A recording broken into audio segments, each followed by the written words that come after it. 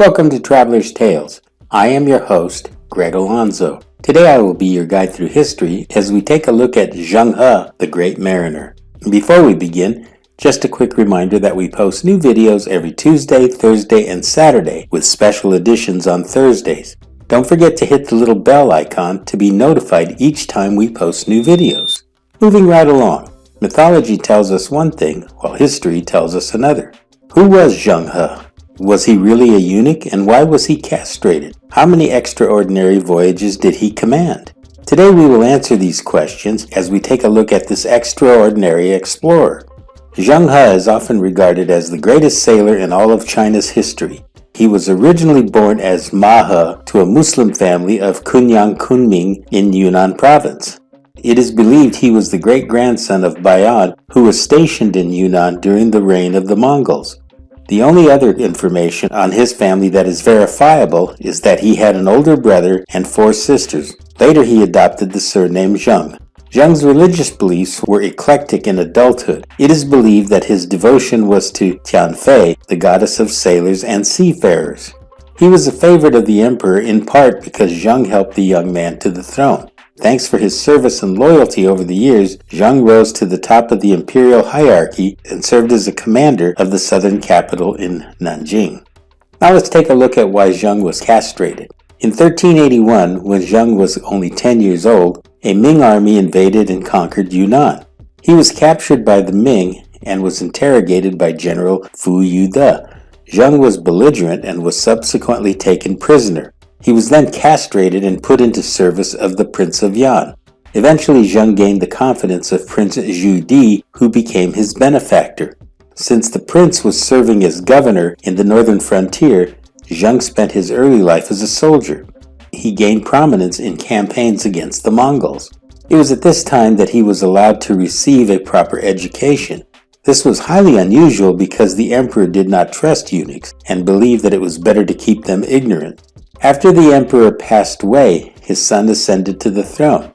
However, his policies were very unpopular. Open dissent arose when the emperor limited the power of the princess. Once Prince Zhu Di rebelled, others were quick to support him.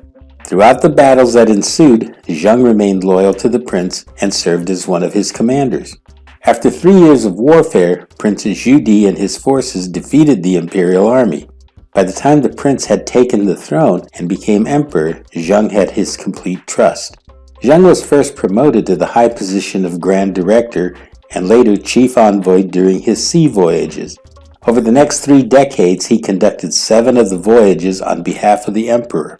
These voyages proved to be highly profitable in trade and in collecting tribute in both the Eastern Pacific and Indian Oceans.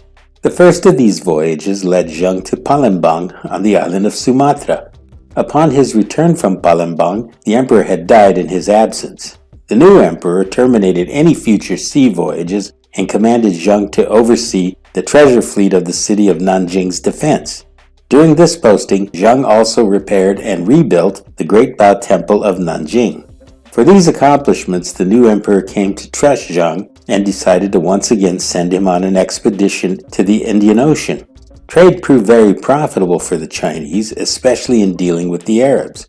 Over the years, the Arabs had developed some very accurate maps of the seas, which were vital to expanding trade. The Chinese were now able to make their way to Africa.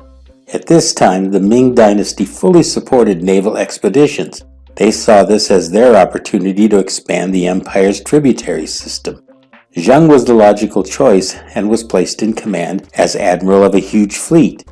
Initially, he had 317 ships holding almost 28,000 crewmen. Zheng's fleet made visits to Brunei, Java, Thailand, Southeast Asia, India, the Horn of Africa, and Arabia. The Chinese traded silks, porcelain, silver, and gold.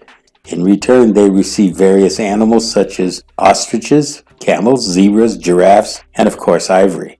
While Zheng He's fleet was unprecedented, the routes were not. His fleet followed long-established, well-mapped routes of trade between China and the Arabian Peninsula. Frankly speaking, these routes had been known since the Han Dynasty. With that fact, along with the use of more than abundant number of military crew members, lends to the possibility of an act by China to spread its power throughout the region. However, Zheng made every attempt to reach his goals through diplomacy. Do keep in mind the fact that his large army awed most would-be enemies into submission. Yet if needed, Zheng did not hesitate to use his force. When it came to pirates, Zheng was ruthless in his suppression of them. The Southeast Asian waters had been plagued by piracy. Zheng's forces battled the feared pirate lord Chen Zuyi. After defeating him, he had him executed. Zheng also had land battles in Ceylon, East Africa, and Arabia. Overall, his expeditions proved invaluable for China in terms of trade and as a show of force throughout the region. With regard to his death, we are not sure of the exact date. It is generally believed that he died shortly after his 7th voyage. A Chinese-style tomb was built for him on the southern slope of Cattlehead Hill in Nanjing. In 1985, the tomb was rebuilt following the Muslim style. This brings us to the end of Zheng He, the Great Mariner. Thank you for joining us for this edition of Traveler's Tales. If you enjoyed this video, please consider becoming a channel sponsor. Your support will enable us to continue putting out quality videos, and buying me a coffee always makes my day. Don't forget to like and subscribe to Traveler's Tales. This really is the best way to help our channel grow. Until we meet again at the crossroads of folklore and fact, Cartistos.